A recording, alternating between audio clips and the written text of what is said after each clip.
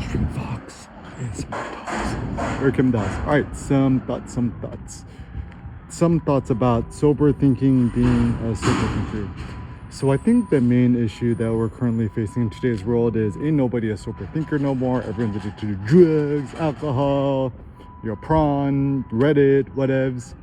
And therefore, as a consequence, ain't nobody a sober thinker no more. So when I say sober, 100% just black coffee, caffeine, no alcohol, no weeds, no drugs, no cocaine, not even painkillers or whatever, Advil, stuff like that.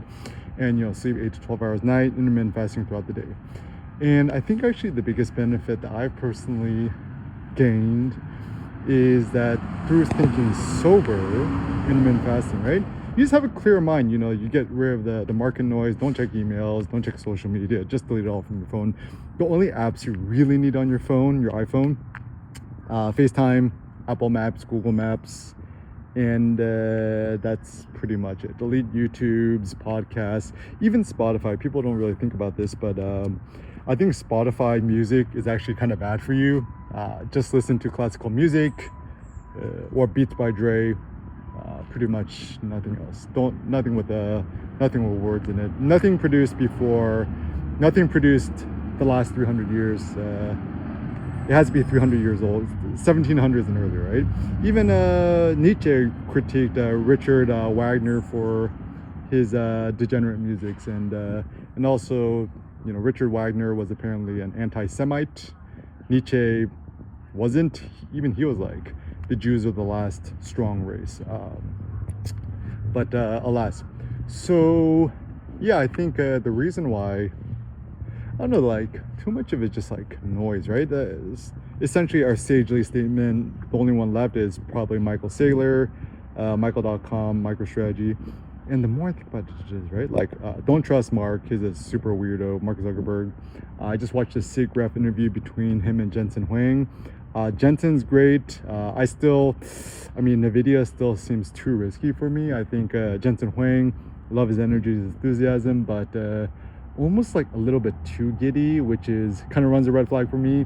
I mean, it's one of these funny things that you could still love somebody and support somebody, but still be a little bit sus of it. Just don't put your money in it. Just put your money where your mouth is, which means only invest in stuff that you care for. So if you want a safe bet, I still actually think Apple is probably your safest bet in terms of a hedge, because Tim Cook, direct descendant of Steve Jobs knighted him, and at least Tim Cook's number one principle that privacy is a human right is good. Like he's got big huevos, didn't get punked around. He's not a PU dollar sign Y, a yen sign.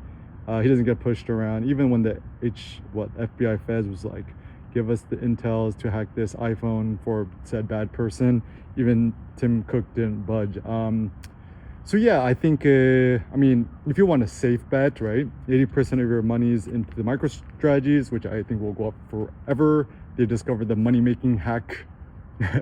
It's pretty good. And also, a simple algorithm to make money is pretty easy. I figured this out.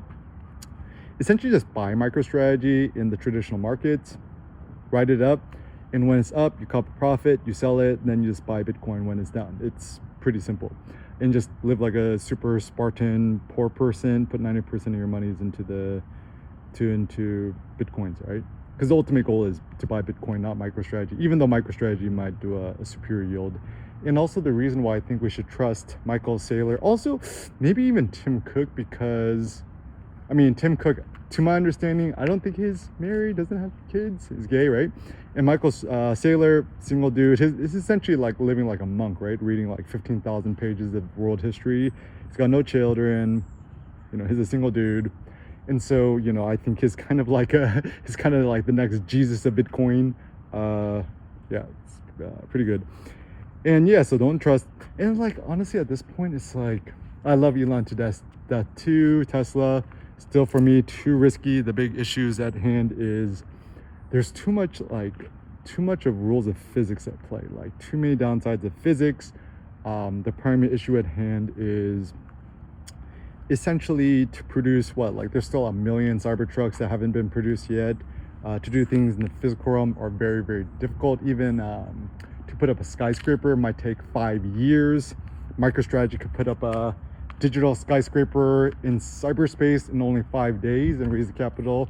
So stuff in the digital realm tend to be good. And still, at the end of the day, we're gonna want to have iPhones. We're not gonna want to have loser Google phones. Ain't nobody want a Google Pixel. Even all my friends who work at Google, all of them, top execs, like, come on, you're gonna pull up with a Google Pixel just for the business meetings.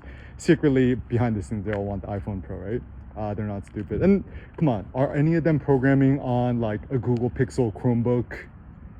No, they all have MacBook Pros. So as long as the world still likes MacBook Pros, Mac laptops, iPhones, iPads, Apple's here to stay. And yeah, so 80% of your money is in the traditional market in MicroStrategy, 20% maybe in Apple, or 30% if you want to be a little more safe. But still, in terms of risk, right? When people think about the philosophy of risk, what does that actually mean? My personal thought is just think of the next 30 years. Will the company be around 30 years from now? Will it not? And also kind of the Lindy effect. If a company has already been around for 30 years, MicroStrategy has been around for a long time. Obviously Apple, right? Apple was around even when I was a kid. Then it's probably going to be around for another 30 years. High probability. Just read Nassim Taleb, Lindy effect and anti-fragile. You could even chat GPT it. I mean, NVIDIA, it's been around the game for a long time, Jensen. But once again, I think, even when Bitcoin mining went from GPUs to ASIC mining, it was a huge disruption to the market. So I don't know, like my general sense is I think somebody's gonna come along and disrupt NVIDIA. And yeah, I think ChatGPT is obviously super awesome, but like still, like my critique about ChatGPT and AI, it cannot really create nothing really brand new, carte blanche, right? It's really good at upcycling or remixing or rehashing stuff in other intelligible ways, but it's still not super intelligent. And I think it's super cool that a lot of NVIDIA software and AI and stuff is powering Waymo and stuff like that. But I don't know, even here in LA, it's cutting edge. Like people still don't really trust it. I mean, I'm still on the waiting list for it. I mean, I trust it, but still, even the problem with the robotaxi self-driving car is if you ever use the Tesla with the autopilot thing, right? It just kind of gives you too much car sickness. So like, still having 2010 Prius and just driving it yourself still seems to be the better bet here at play. So yeah, I think the Air Kim's razor is super simple. Think about the next 30 years. Think about it's gonna go up or down in the next 30 years. And got some new Vibram 5-finger shoes. This new model, Vibram.com, seems to be pretty good so far.